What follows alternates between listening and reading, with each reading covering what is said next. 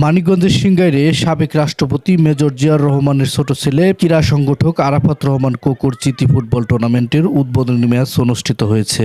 আজ বিকেলে উপজেলার বনদক্ষিণ উচ্চ বিদ্যালয় খেলার মাঠে টুর্নামেন্টের উদ্বোধনী ম্যাচ অনুষ্ঠিত হয়।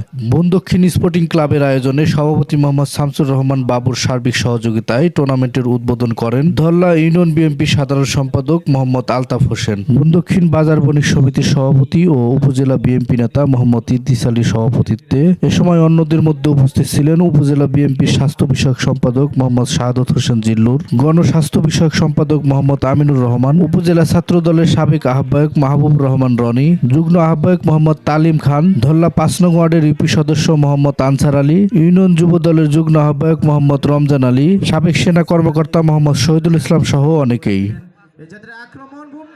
খেলাধুলা হচ্ছে আমাদের, ফুটবল খেলা হচ্ছে আমাদের সংস্কৃতির একটা অংশ। এই সংস্কৃতিকে ওরা ধরে রাখছে, এই জন্য আমার আন্তরিক পক্ষ থেকে ওদেরকে আবারও ধন্যবাদ জানাই।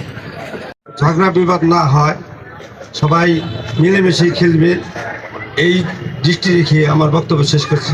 তরুণদের উদ্দেশ্যে একটা কথা বলতে চাই, ক্রিয়াই শক্তি, ক্রিয়াই বল, মাদক ছেড়ে মাঠে চল।